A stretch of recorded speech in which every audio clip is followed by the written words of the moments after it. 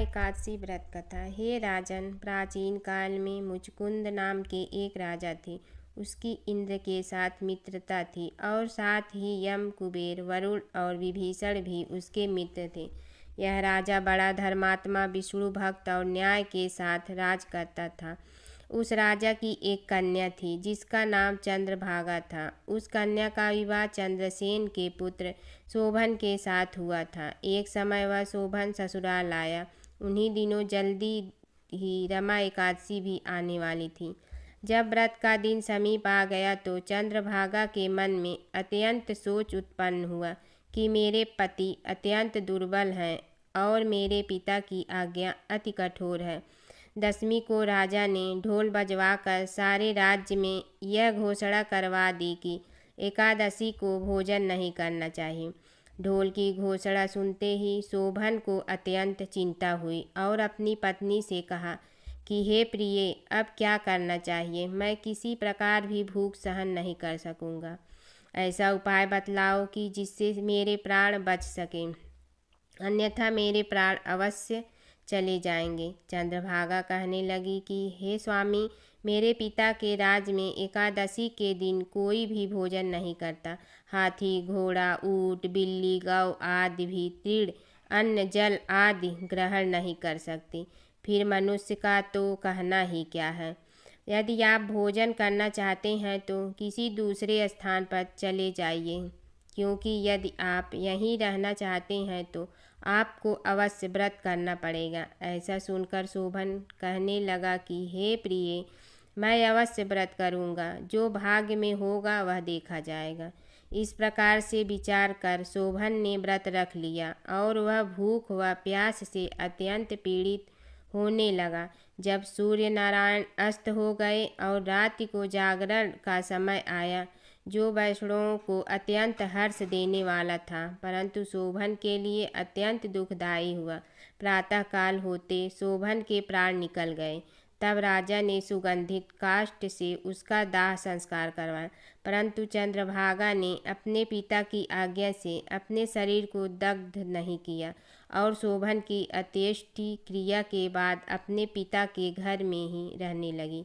रमा एकादशी के प्रभाव से शोभन को मंदराचल पर्वत पर धन धान से युक्त तथा शत्रुओं से रहित एक सुंदर देवपुर प्राप्त हुआ।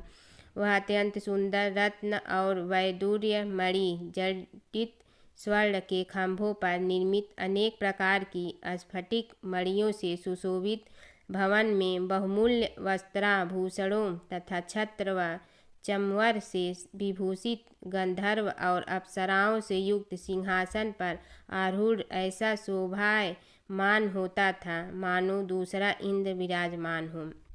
एक समय मुचकुंद नगर में रहने वाले एक सोम शर्मा नामक ब्राह्मण तीर्थयात्रा करता हुआ घूमता घूमता उधर जा निकला और उसने शोभन को पहचाना कि यह तो राजा का जमाई शोभन है। उसके निकट गया। शोभन भी उसे पहचान कर अपने आसन से उठकर उसके पास आया और प्रणामादि करके कुशल प्रश्न किया। ब्राह्मण ने कहा कि राजा मुचकुंद और आपकी पत्नी कुशल से है। नगर में भी सब प्रकार से कुशल हैं, परंतु हे राजन, हमें आश्चर्य हो रहा है। आप अपना वृत्तांत कहिए कि ऐसा सुंदर नगर जो न कभी देखा न सुना, आपको कैसे प्राप्त हुआ। तब शोभन बोला कि कार्तिक कृष्ण की रमा एकादशी का व्रत करने से मुझे यह नगर प्राप्त हुआ, परंतु यह अस्थिर है। यह स्थिर हो जाए ऐसा उपाय कीजिए। ब्राह्मण कहने लगा कि हे राजन, यह स्थिर क्यों नहीं है और कैसे स्थिर हो सकता है? आप बताइए, फिर मैं अवश्य में वह उपाय करूँगा। मेरी इस बात को आप मिथ्या न समझिए। शोभन ने कहा कि मैंने इस व्रत को श्रद्धा रहित होकर किया है, अतः यह सब कुछ अस्थिर है। यदि आप मुचकुंद की कन्या चंद्रभागा को यह सब वृत्तांत कहें तो यह स्थिर हो सकता है। ऐसा सुनकर उस श्रेष्ठ ब्राह्मण ने अपने नगर लौटकर चंद्रभागा से सब वृत्तांत कह सुनाया। ब्राह्मण के वचन सुनकर चंद्रभागा बड़ी प्रसन्नता से ब्राह्मण से कहने लगी कि हे ब्राह्मण, ये सब बातें आपने प्रत्यक्ष देखी है या स्वप्न की बातें कर रहे हैं? ब्राह्मण कहने लगा कि हे पुत्री, मैंने महावन में तुम्हारे पति को प्रत्यक्ष देखा है, साथ ही किसी से विजय न हो ऐसा देवताओं के नगर के समान उनका नगर भी देखा है। उन्होंने यह भी कहा कि यह स्थिर नहीं है, किस प्रकार वह स्थिर रह सके सो उपाय करना चाहिए। चंद्रभागा कहने लगी, हे विप्र, तुम मुझे वहाँ ले चलो, मुझे पति देव के दर्शन की तीव्र लालसा है। मैं अपने किए हुए पुण्य से उस नगर को स्थिर बना दूंगी।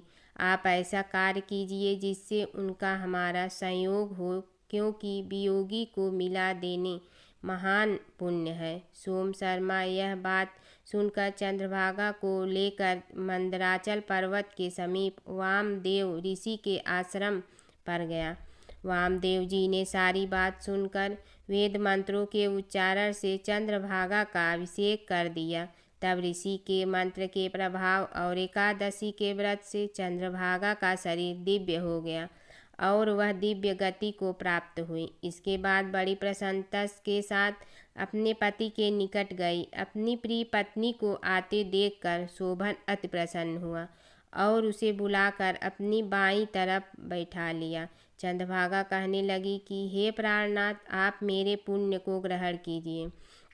अपने पिता के घर जब मैं 8 वर्ष की थी तब से विधि पूर्वक एकादशी के व्रत को श्रद्धा पूर्वक करती आ रही हूँ। इस पुण्य के प्रताप से आपका यह नगर स्थिर हो जाएगा तथा समस्त कर्मों से युक्त होकर प्रलय के अंत तक रहेगा।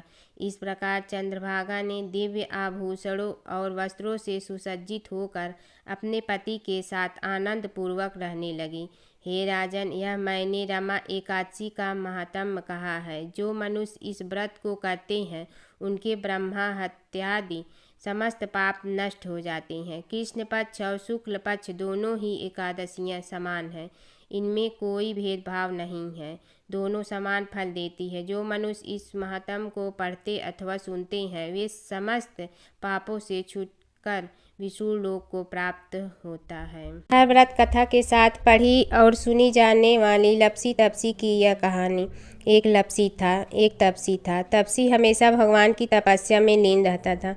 लपसी रोजाना सवा सेर की लपसी बनाकर भगवान का भोग लगाकर जीम लेता था। एक दिन दोनों लड़ने लगे। तपसी बोला, मैं रोज़ भगवान की तपस्या करता हूँ इसलिए मैं बड़ा हूँ।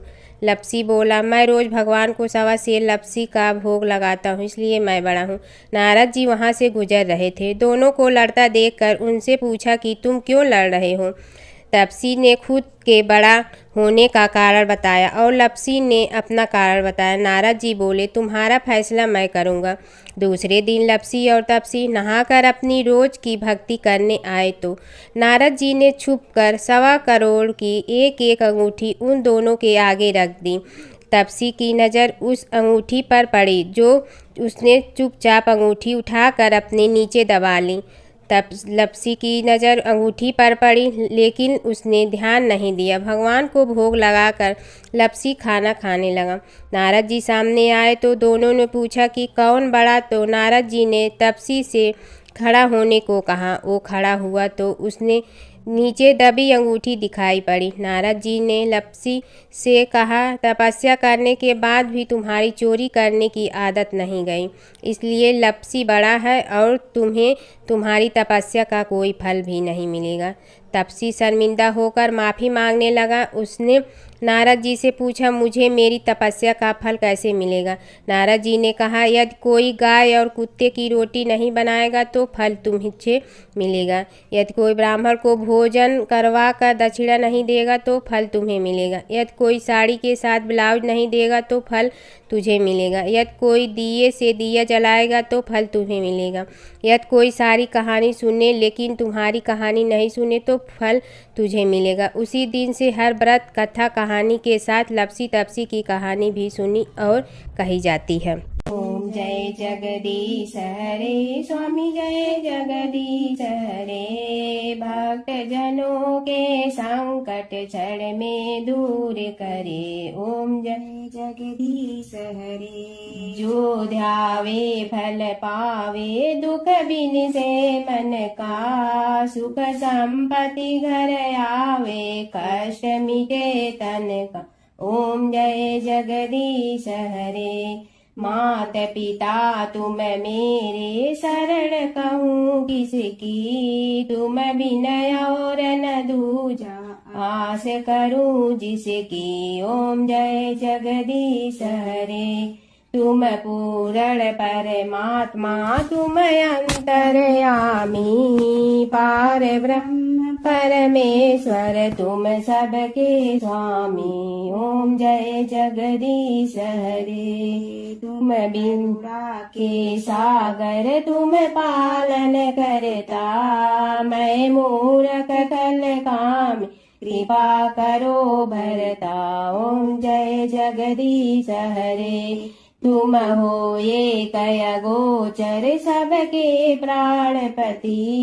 किस विधि मिलूं दया में तुमको मैं कुमति। ओम जय जगदीश हरे। दीन बंधु दुख हरता तुम रक्षक मेरे। अपने हाथ उठाओ द्वार पड़ा तेरे। ओम जय जगदीश हरे। विषय विकार मिटा पाप हरो देवा। श्रद्धा भक्ति बढ़ाओ संतन की सेवा। ओम जय जगदीश हरे।